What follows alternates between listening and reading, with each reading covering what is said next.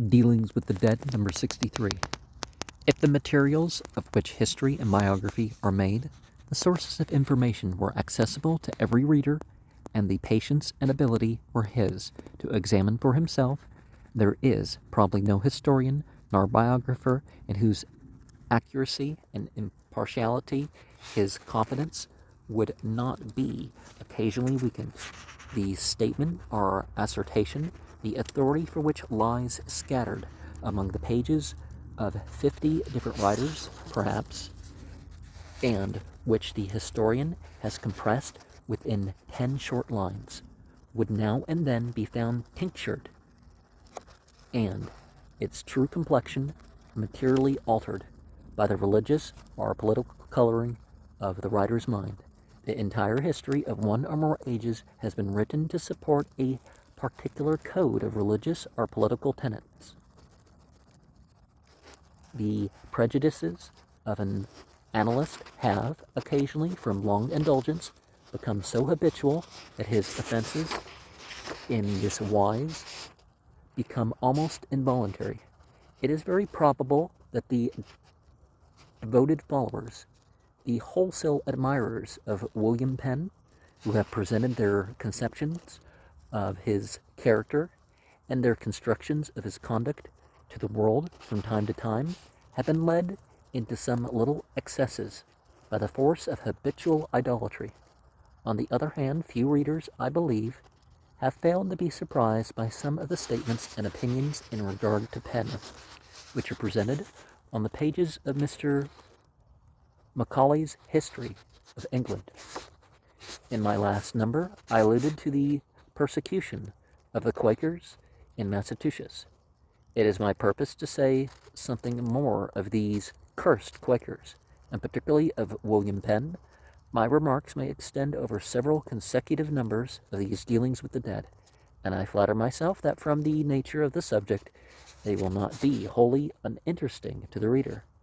I've always cherished a feeling of regard and respect for these cursed Quakers, originating in early impressions and increased by some personal intercourse with certain members of the Society of Friends.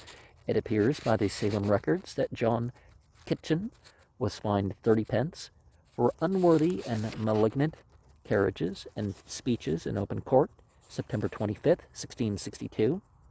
I was very much chagrined when I first glanced at this record, for he was my great-great-great-grandfather by the mother's side,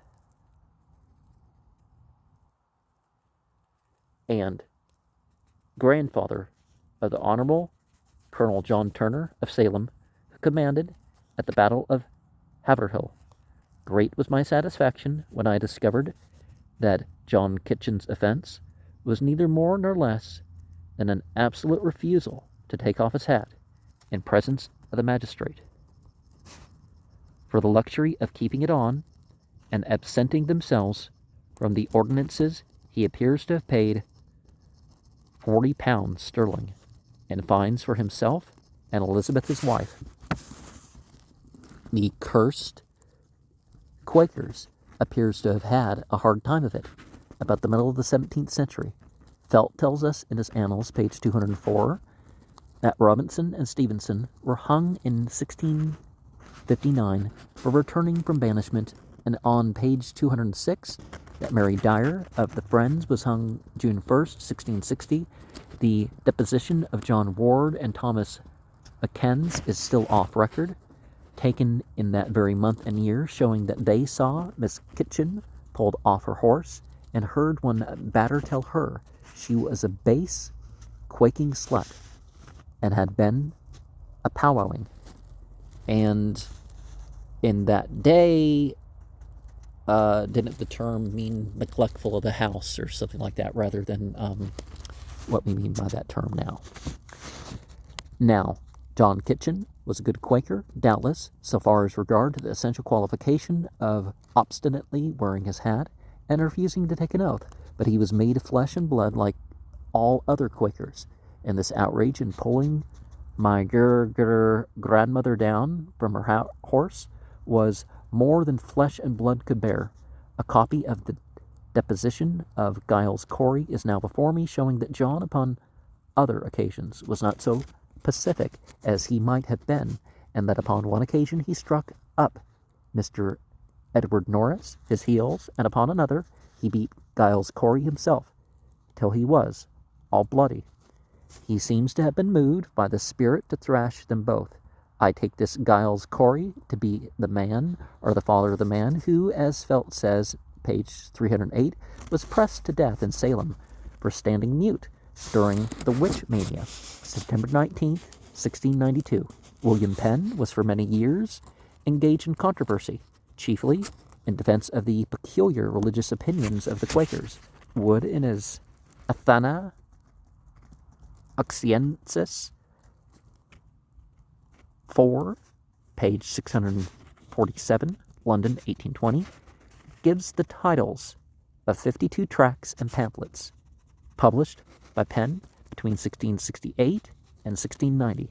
In the heat of controversy, his character was rudely assailed and his conduct grossly misrepresented. The familiar relation subsisting between him and James II gave color, with some persons, to the report that Penn, at heart, was a Papist and a Jesuit. These groundless imputations have long ago been swallowed up in their own absurdity. So strong, however, was the hold which these ridiculous fancies had taken of the public mind, that after the Revolution of 1688 he was examined before the council and obliged to give bond for his appearance from time to time, till at last he obtained a hearing before King William and effectually established his innocence. Among the few men of elevated standing who gave or pretended to give credit to the rumor that Penn was a Papist, Burnet appears in the foremost rank. He who could speak of Prior as one Prior might be expected to speak of William Penn as Penn the Quaker. The appearance of Penn at the court of the Prince of Orange could on no account have been agreeable to a bishop, and least of all bishops to Burnet, who saw in the newcomer the confidential agent of his bitterest enemy, King James II, and who might on other scores have been jealous of the influence even of Penn the Quaker. Burnet's words are these, volume 2, page 318, London, 1818. Many suspected that he was a concealed Papist. It is certain he was much with his father Peter, and was particularly trusted by the Earl of Sunderland.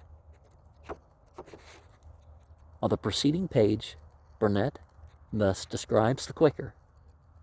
He was a talking, vain man, who had been long in the king's favor, he being the vice admiral's son. He had such an opinion of his own faculty of persuading that he thought none could stand before it, though he was singular in that opinion, for he had a tedious, luscious way that was not apt to overcome a man's reason, though it might tire his patience. It is impossible not to perceive in this description some touches which historians have told us were singularly applicable to Burnet himself. William, who perfectly comprehended the character of Halifax and Burnet, I don't know if you're supposed to pronounce the T or not, perceived the propriety of keeping them apart.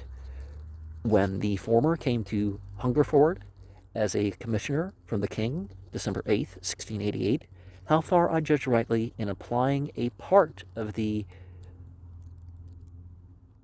Burnet's description of Penn to Burnet himself may appear in the following passage from Macaulay, volume 2, page 538. Almost all those who were admitted to his, William's, confidence were men taciturn and impenetrable as himself. Burnet was the only exception. He was notoriously garrulous and indiscreet, yet circumstances had made it necessary to trust him, and he would doubtless, under the dexterous management of Halifax, have poured out secrets as fast as words. William knew this well, and when he was informed that Halifax was asking for the doctor, could not refrain from exclaiming, "If they get together, there will be fine tattling. Mr. Macaulay remarks that to speak the whole truth concerning a pen is a task which requires some courage. He then, volume 1, page 505, delivers himself as follows. The ingenuity of pen had stood firm against obloquy and persecution, but now attacked by royal wiles, by female blandishments, by the insinuating eloquence and delicate flattery of veteran diplomatists and courtiers, his resolution began to give way. Titles and phrases against which he had often borne his testimony dropped occasionally from his lips and his pen. It would be well if he had been guilty of nothing worse than such compliances with the fashions of the world.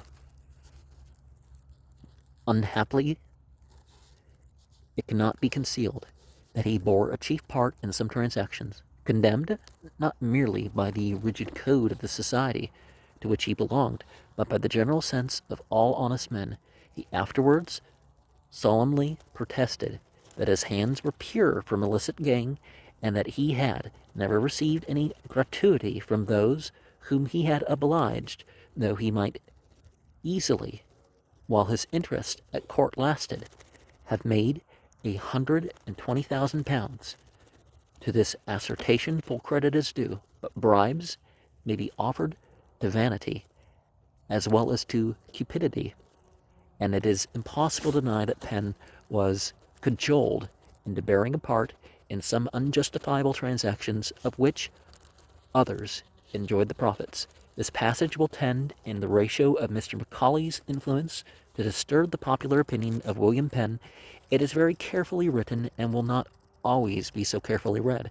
It is perhaps unfortunate for Penn that Mr. Macaulay felt obliged, in pursuing the course of his history, to postpone the presentation of the facts upon which his opinions rest until they arise in their chronological order.